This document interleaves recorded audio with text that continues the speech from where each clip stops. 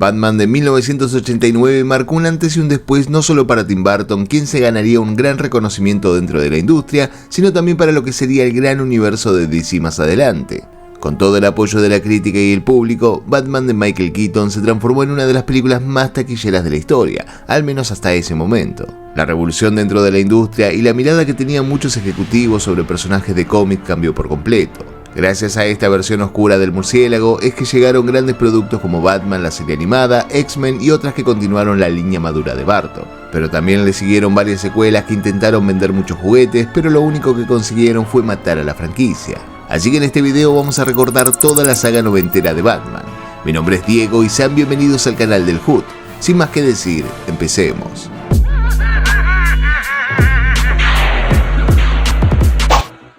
Quiero que me hagas un favor. Quiero que les hables a tus amigos de mí. ¿Quién eres? Soy Batman. Después de la clásica serie de Batman de 1966, el personaje empezó a decaer en cuanto a popularidad. La imagen del murciélago en aquel momento era mucho más divertida de la mano del querido Adam West y teníamos a un manojo de personajes que trascenderían en el tiempo, como aquel Joker con bigotes de César Romero o el pingüino de Burgess Meredith. Pero en ese momento el público se había cansado de estas versiones. Así que a finales de los 70 se vendieron los derechos a los productores Benjamin Melniker y Michael Uslan, quienes planeaban llevar a cabo una película más oscura del murciélago. Pero los estudios rechazaron el guión en busca de aquel Batman más colorido. Es de esta manera que Uslan se vio obligado a ampliar su mesa de trabajo y unirse a otros productores para llevar a cabo el proyecto. Según él, su idea tenía un tono muy oscuro, muy similar al exitoso cómic de 4 partes de Dark Knight Return, pero decidieron alejarse por un tiempo de este proyecto y empezar a desarrollar una historia de Superman. Luego, en 1980, el proyecto fue anunciado en la Convención de Arte de Cómic en Nueva York y Warner Bros. Aceptó no solo trabajar en Superman, sino también ocuparse de aquel encajonado proyecto de Batman.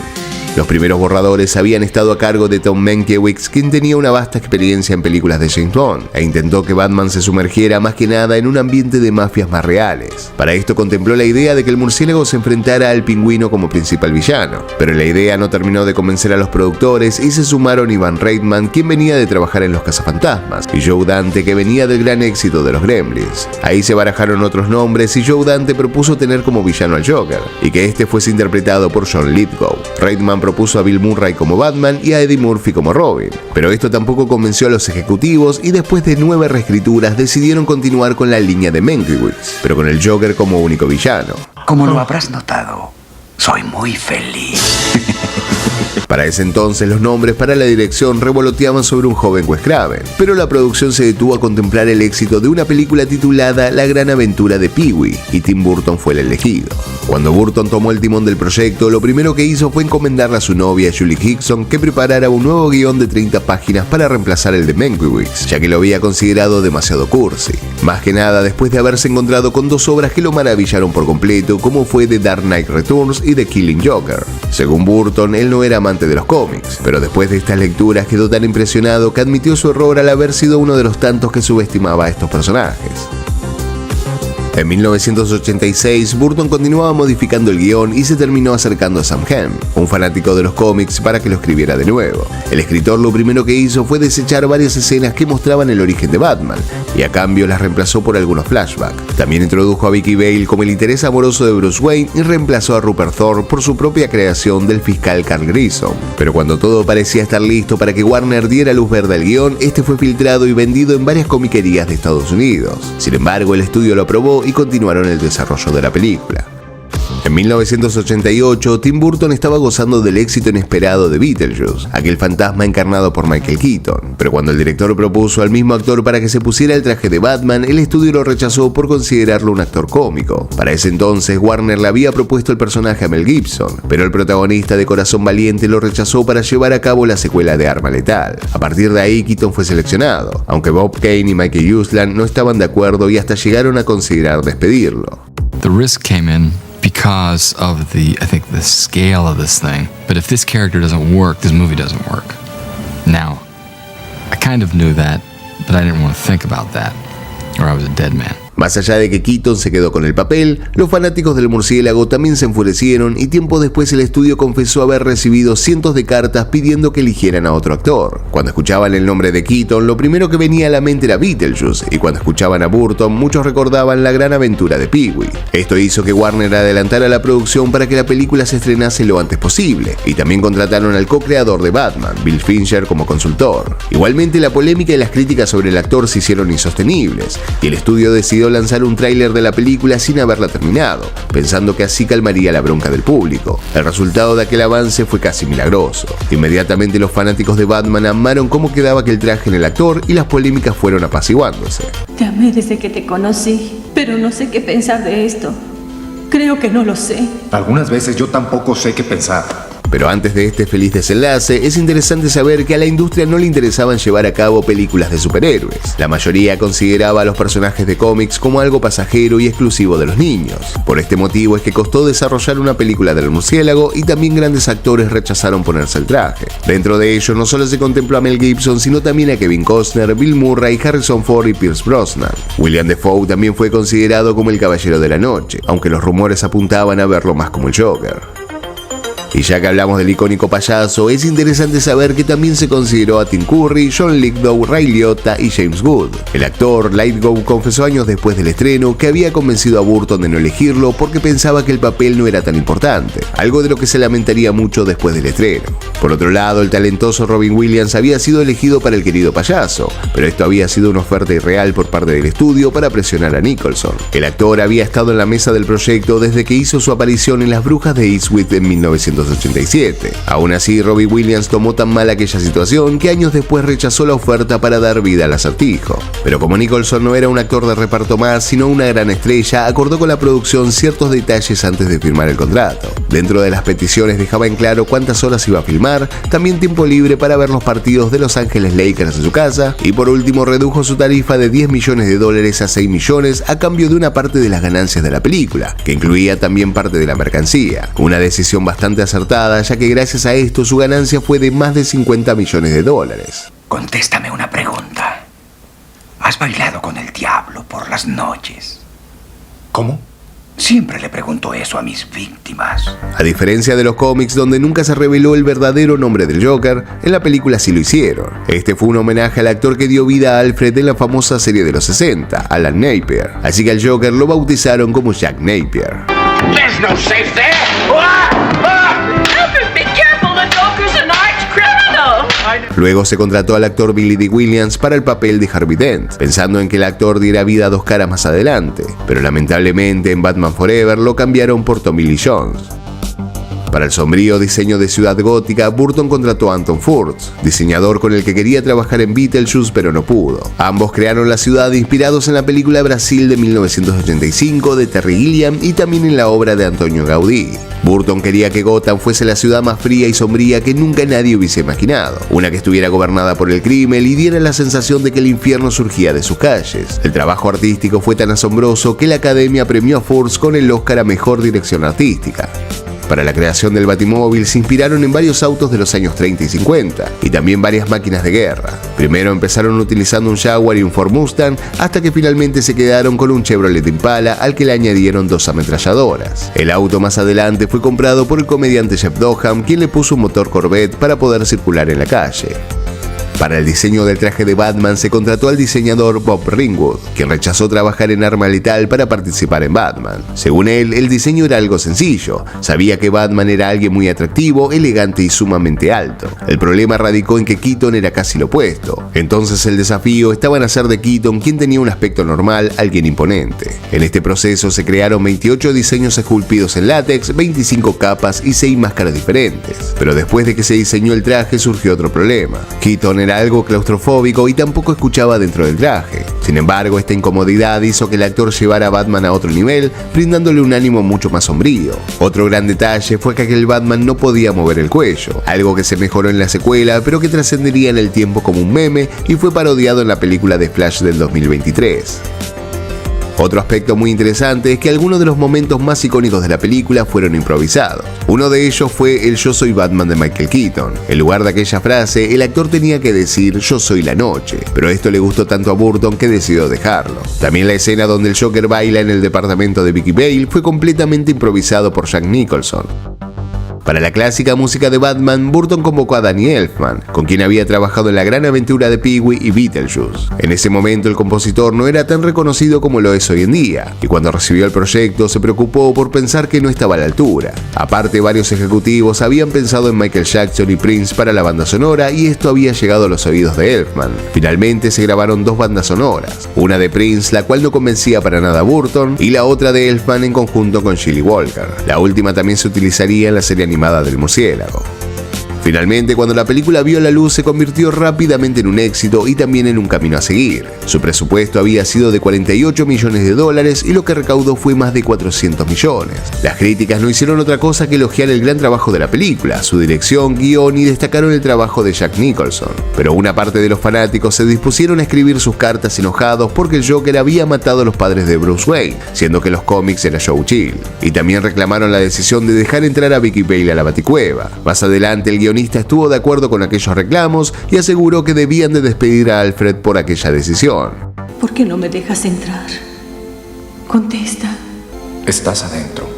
Más allá de que la recepción fue positiva, al que no le gustó del todo fue el mismo Tim Burton. El director confesó que le gustaron algunas partes de la película, pero en conjunto le parecía bastante aburrida. Con el tiempo admitió tomarle más cariño, aunque sigue creyendo que todo fue más un fenómeno cultural que una gran película. El éxito de la película dio pie a una de las series más importantes de los 90, Batman la serie animada, a cargo del talentoso Bruce Timm y Paul Dini. Y por otro lado abrió las puertas a todo lo que hoy conocemos como el universo animado de DC. La importancia de esta serie fue tanta que influyó en la creación de varias películas y videojuegos como la saga Arkham. Por otro lado ayudó a la creación de muchos personajes, entre ellos Harley Quinn. También en un tiempo donde los superhéroes o en sí los personajes de cómics eran infravalorados, El Caballero de la Noche demostró que el público estaba muy interesado en ver más de ellos. A la par surgió X-Men, la serie animada de 1992, que también impulsaría junto a Batman esta revolución de los superhéroes en la televisión. También de la serie se desprendieron 3 películas animadas. La Máscara del Fantasma, una película que es considerada una gran obra maestra de la animación, pero que es bastante infravalorada. La segunda fue Batman Sub-Zero, donde se enfrenta a Mr. Freeze, y la última fue Batman Beyond, el regreso del Joker. Luego de este éxito imparable, Warner no lo dudó y decidió invertir $250.000 en almacenamiento de los sets de la primera película, asumiendo que la secuela iba a empezar su desarrollo de inmediato. Pero como les mencioné antes, Burton no había quedado para nada conforme con la película, así que las cosas se complicaron bastante. Según el director, la cinta no era buena y carecía de originalidad, por lo tanto si la secuela no ofrecía nada nuevo e interesante, la dejaría pasar. El estudio, emocionado por ver muchos millones más entrando por la puerta, decidió negociar, pero a Burton seguía sin interesarle. Al final, Warner decidió darle completa libertad creativa para que el director hiciera y deshiciera a su antojo, y de esta forma Burton se puso a trabajar en Batman Returns. Me resultas realmente atractivo, guapo, mareado y en mi poder. Toda esta etapa fue conocida como la etapa de oro del director, ya que todo lo que tocaba se convertía en un éxito y el estudio no lo iba a dejar pasar. Encima, entre medio de Batman y su secuela, Burton llevó a cabo otra joya que se convertiría no solo en un éxito, sino un gran clásico, El joven manos de tijera, película que la hizo para Fox, ya que Warner la había rechazado. En cuanto al guión, este estuvo a cargo nuevamente de Sam Hamm, y Bob Kane fue traído de vuelta como consultor creativo. La idea original presentaba a Gatúbela y al Pingüino en una misión para encontrar un gran tesoro, pero esto no convenció para nada a Burton y después de quedar encantado con la película Escuela de Jóvenes Asesinos de 1988, decidió contratar a Daniel Waters para que reescribiera la historia. Cuando el guionista aceptó, Burton le dio un control creativo enorme y hasta lo puso por encima de los productores ejecutivos. Waters había sido contratado inicialmente para escribir el guión de la secuela de Beetlejuice, aunque no se llevó a cabo en su momento. El escritor decidió contar la historia como una gran sátira social inspirado en la serie de televisión de Batman de los años 60, especialmente en los 2 capítulos donde el Pingüino se postulaba a alcalde de la ciudad. Cuando terminemos la campaña, el alcalde Lince votará por mí. Todo el pueblo votará por mí. La idea era demostrar que los villanos no siempre necesitaban disfrazarse, sino que todo lo contrario. El mundo de la política podía ser el gran caldo de cultivo para la corrupción y el crimen organizado. Waters quedó tan fascinado con la libertad que le dio el director que escribió 5 versiones distintas de la historia, la cual solo llevaba por título en ese momento Batman 2. En cuanto a Catwoman, Waters explicó que Sam Hamm había elaborado un guión jugando con la fantasía sexual fetichista de la gata, por lo tanto él decidió comenzar por el punto más bajo en la sociedad y añadió la idea de la batida secretaria. Harvey Dent también aparecía en los primeros borradores del guión, siendo desfigurado hacia el final de la película, luego de que Catwoman le diera un beso con un teaser, pero fue eliminado. Sam Hamm quería jugar con la idea de que Dent lanzara una moneda al final y cayera del lado bueno, dejando todas las expectativas puestas en la tercera parte de la trilogía. También en los primeros guiones se encontraba el personaje Max Schreck, un personaje que había sido creado para reemplazar a Dent. Él iba a ser el hermano perdido del Pingüino y también su contraparte. Mientras Schreck era alabado por la familia Cobblepot, el Pingüino iba a ser el despreciable Deforme. Otro dato interesante es que el actor que se había fichado para el personaje era Christopher Walken, pero al igual que Mel Gibson, a Barton también le daba muchísimo miedo el actor, así que no fue una decisión que se tomara de inmediato. ¿Santa Claus? Temo que no. Solo soy un pobre servidor con fortuna. Más allá de la incorporación de Waters, Barton también sumó al equipo a Wesley Strick, quien no fue acreditado pero fue fundamental para el desarrollo del Pingüino. Warner hasta ese momento había pensado que el villano congelara todo Gótica, pero fue cambiado, aunque utilizado para Batman y Robin. Strick decidió convertir al Pingüino en un personaje similar a Moisés. Es por eso que lo vemos siendo abandonado en una canasta y luego cuando llega a Gotham, con el tiempo debe matar a los primogénitos de la ciudad. Robin también iba a salir en esta secuela. De hecho, había varias ideas sobre él y hasta se había contratado al actor Marlon Wayans, actor que seguramente muchos conocimos en las películas de Scary Movie. Pero acá hubo un gran conflicto de ideas, y Waters terminó ganando la pulseada y al final fue eliminado. Según este escritor, Robin era el peor personaje del mundo. Era todo un inútil y no servía como compañero de Batman, quien destacaba por trabajar en solitario. El murciélago. Oh, es solo Batman. Una de las ideas que estaban en los borradores era que Robin fuese mecánico y que conociera a Batman luego de que éste llevara el auto a su taller. La empresa de juguetes Kenner produjo una figura del personaje, y aunque este no apareció, igualmente lo lanzaron, ya que el personaje había sido interpretado recientemente en los cómics.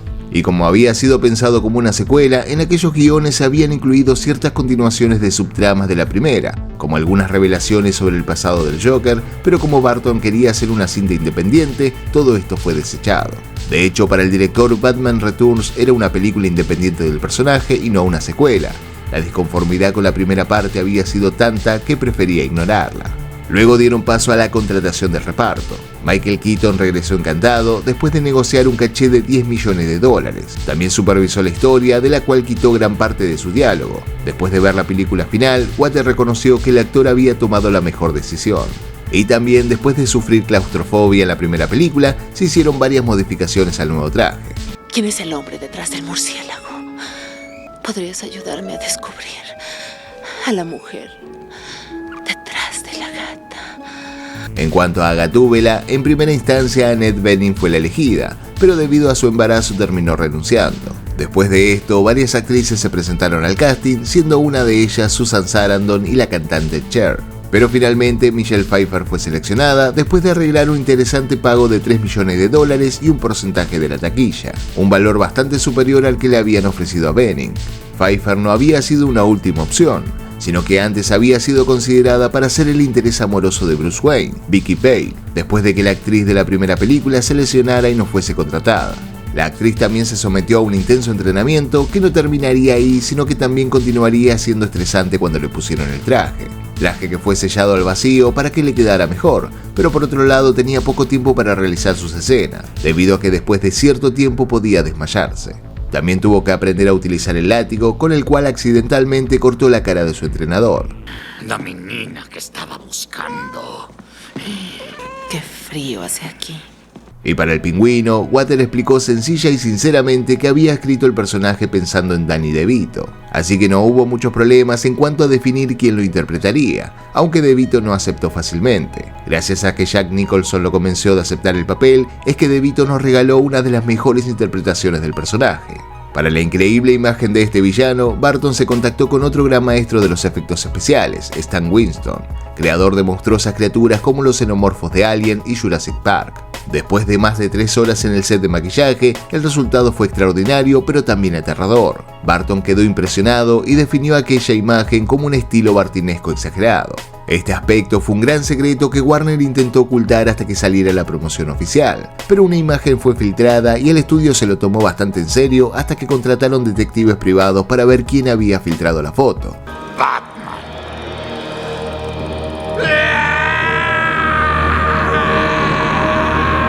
Burgess Meredith, el actor que dio vida al Pingüino en la serie de los 60, había sido escogido para interpretar al padre del Pingüino, pero lamentablemente lo rechazó por problemas de salud, por lo tanto fue reemplazado por Paul Rubens, actor que curiosamente volvió a interpretar al mismo personaje en la serie Gotham.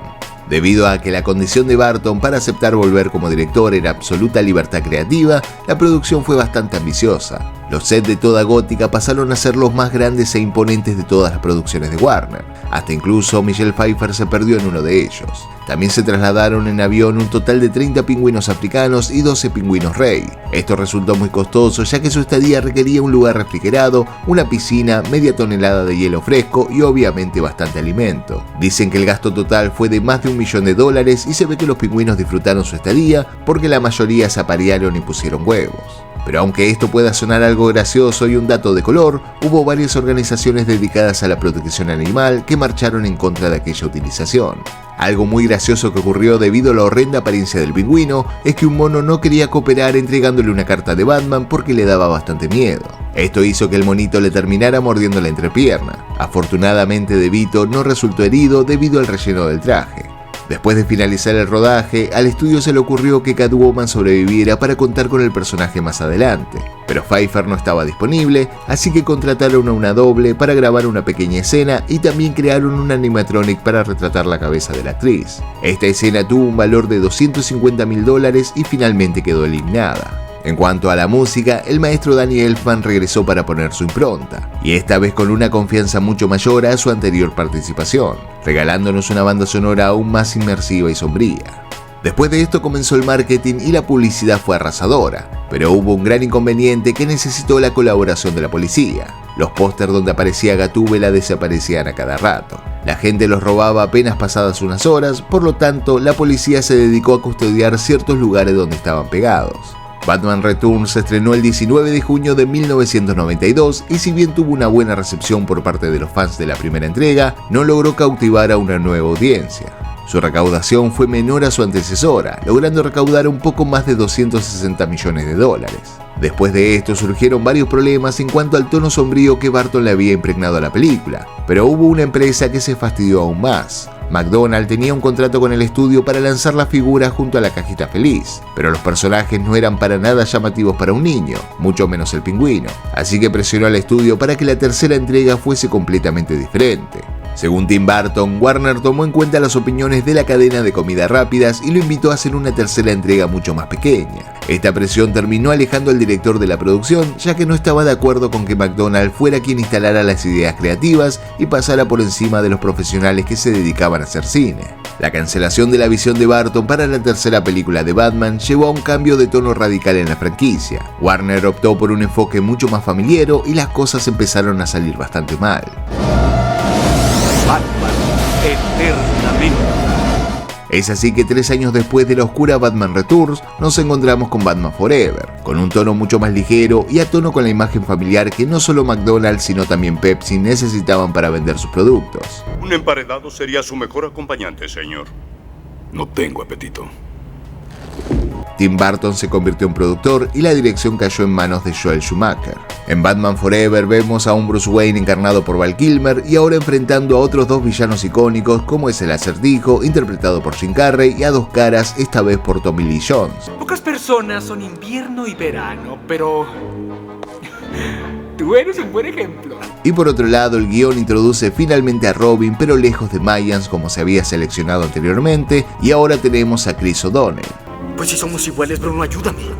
Entréname, déjame ser tu compañero. No. La película realiza un viaje explorando la relación de maestro-aprendiz entre Batman y Robin, algo que no se había visto en películas anteriores y que no terminó de convencer a la audiencia.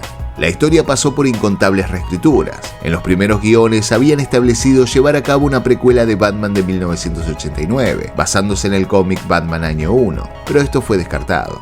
También Barton había pensado en que el villano principal fuera el espantapájaros y que Gatúbela regresara, pero también quedó descartado.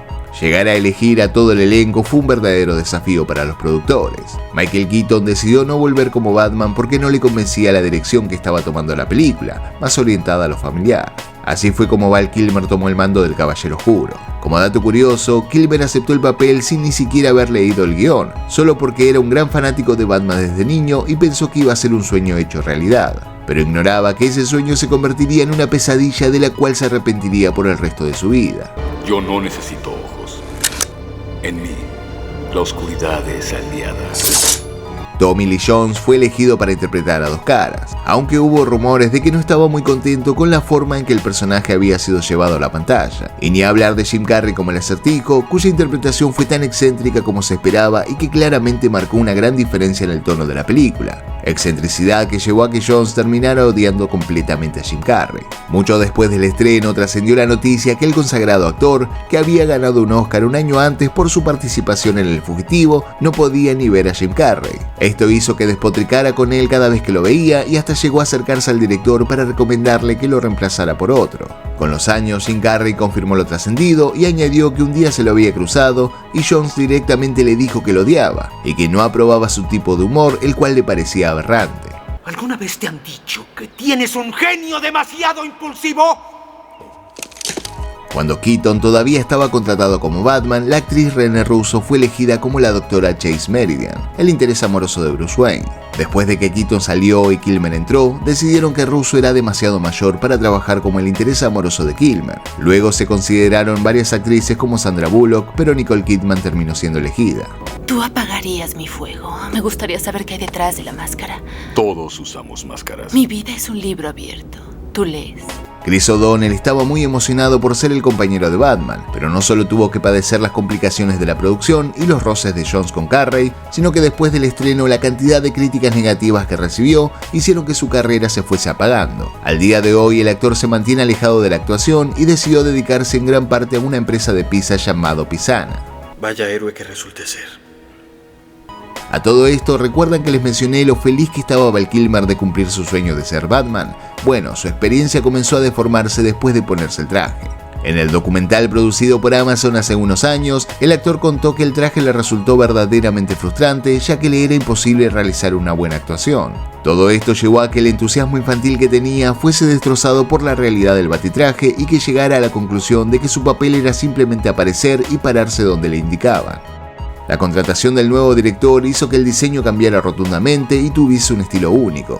La película destacó por ser bastante colorida y extravagante. Ciudad Gótica, por ejemplo, pasó de ser un lugar gótico y sombrío a un mundo de neón lleno de colores brillantes y una estructura casi surrealista. El Batimóvil también sufrió un diseño radical, mucho más estilizado y brillante, con luces de neón que, aunque muchos fanáticos lo consideraron muy exagerado, terminó convirtiéndose en un icono de la película. En cuanto a los efectos especiales, se usó la tecnología más avanzada de la época, combinando los efectos prácticos con los digitales, que si bien pueden parecer anticuados hoy en día, en su momento no estuvieron para nada mal. A medida que el rodaje avanzó, el título de la película empezó a ser cuestionado. Hasta ese momento las ideas eran simplemente Batman 3 o Batman y Robin, título que a Barton le parecía horrible ya que lo consideraba como algo que se tatuaría a alguien bajo el efecto de las drogas o algo que un niño escribiría en su cuaderno de primaria. Tampoco estaba de acuerdo con la historia y cómo se estaban desenvolviendo las cosas, pero al parecer si las fue permitiendo como productor era porque realmente quería desligarse de la franquicia. Solo recorro la escena. Vengo a evaluar la devastación. Schumacher también intentó encontrar la manera de incluir a Bono, el reconocido cantante de la banda U2. La idea era que encarnara a Mephisto, un nombre que Bono había creado para las giras. Finalmente, ambos se dieron cuenta de que era mala idea y esto quedó en el olvido. Pero dejando de lado la cantidad de problemas que tuvo la producción, Batman Forever se estrenó un 16 de junio de 1995 y se convirtió en una de las películas más taquilleras de aquel año. Su recaudación fue superior a la secuela, consiguiendo superarla ampliamente y recaudando más de 330 millones de dólares. Pero si bien la taquilla había sido buena, las críticas no fueron para nada piadosas. Esto puede servir como ejemplo de cómo una buena taquilla no significa que sea una buena película. Batman Forever logró atraer a una gran cantidad de niños y adolescentes, pero la crítica señaló que argumentalmente era muy inferior a las de Burton. De hecho, carecía de solidez y simplemente era una película ruidosa, excesivamente recargada y por momentos aburrida. Lo que sí destacaron fue la actuación de los dos villanos. Jim Carrey y Tommy Lee Jones fascinaron al público. Con los años se lanzaron varias versiones en formato casero y ahí se incluyeron varias escenas eliminadas que por razones de tiempo nunca llegaron al corte final. Entre las más destacadas se encuentra una escena que profundizaba más en el conflicto interno de Bruce Wayne, donde entraba en la Baticueva y se encontraba con un murciélago enorme que representaba simbólicamente su trauma por la muerte de sus padres. Pero como la película necesitaba, o mejor dicho, McDonald necesitaba un tono más ligero, esta escena fue eliminada. Tanto ser héroe para nada. No más acertijos, no más cortinas 1 y 2. Solo caerá el telón. Después del éxito de Batman Forever, Warner ignoró las críticas y continuó con la saga. De esta manera, en 1997 llegaría la película que extinguiría toda la franquicia, al menos la adaptación empezada magistralmente por Burton. Procure no despedazar el Batimóvil esta vez, señor. Batman y Robin volvió a estar en manos de Joel Schumacher, quien tenía en claro bajo qué enfoque debía ser filmada la película. La idea era hacer una película aún más llamativa para los jóvenes, casi como si fuese una extensión de una línea de juguetes. El rodaje empezó en septiembre de 1996 y desde el principio la película estuvo centrada más en el marketing y la venta de merchandising que en la calidad cinematográfica. Warner ejerció una fuerte presión para asegurarse de que la película estuviese lista para su estreno en el verano de 1997, lo que significó una producción apresurada y una serie de decisiones que afectaron muchísimo el resultado final. Como muchos saben, Batman, ahora interpretado por George Clooney, y su compañero Robin, nuevamente por Chris O'Donnell, se enfrentaban al Dr. Frío de Arnold Schwarzenegger y a Hiedra Venenosa de Uma Thurman. Y me olvidaba de la Batichica interpretada por Alicia Silverstone. Primero, Ciudad Gótica. Y luego, el mundo. Justo lo que tenía en la mente. El guión, escrito por Akiva Goldsman, fue duramente criticado por ser por demás superficial y estar lleno de diálogos cursis. La historia intentó combinar demasiados elementos. Primero, la relación conflictiva entre Batman y Robin. Segundo, la amenaza del Dr. Frío y los planes ecoterroristas de Hiedra Venenosa, mientras se introducía a Batgear. El resultado fue una película que parecía más preocupada por ser llamativa y vender juguetes que por contar una historia coherente y que emocionara al público. Algo que caracterizó a esta película fue también el estar repleto de estrellas. George Clooney fue seleccionado como Batman porque se encontraba en la cima de su popularidad gracias a la serie ER Emergencias. Clooney aceptó el papel y rechazó el de Linterna Verde, pero más tarde admitió que la película había sido un desastre, que su actuación no fue la mejor y que nunca más volvería a ser una película de superhéroes. Algo parecido a lo que dijo Ben Affleck después de dar vida a Daredevil, pero como sabemos, ambos de alguna forma terminaron regresando. Sí, son mis reglas. Mis reglas nos mantienen vivos. Schwarzenegger fue elegido como el Dr. Frío y también fue el mejor pagado, con un salario de $25 millones, una suma desorbitante superior al presupuesto de algunas películas de la época. La elección de Schwarzenegger fue simplemente por su popularidad, ya que argumentativamente el personaje carecía de un diálogo fluido e interesante, y se la pasa haciendo chistes referidos al frío, algo que el actor también reconocería más adelante, admitiendo que fue uno de sus peores papeles. En este universo, solo hay una verdad absoluta. Todo se congela. ¿Qué extinguió a los dinosaurios? ¡La edad de hielo! Ve los números, Batman. Lo sientes en tus venas. El fresco frío del espacio. Uma Thurman como Hiedra Venenosa y Alicia Silverstone como Batichica completaron el elenco, pero sus actuaciones fueron desfenestradas. Creo que fueron las más vapuleadas por la crítica, cuando en realidad la culpa fue del director y el pobre desarrollo de los personajes. Como la película desde sus orígenes estuvo enfocada a ser un espectáculo visual y no contar una historia sólida, se dice que el director solía gritar antes de cada escena que todos recordaran que aquello era una caricatura. Este enfoque, sumado a los diseños absurdos como el traje de Batman y sus pezones, más el brillo exagerado por todos lados, hicieron que Batman y Robin no fuesen más que una parodia del personaje.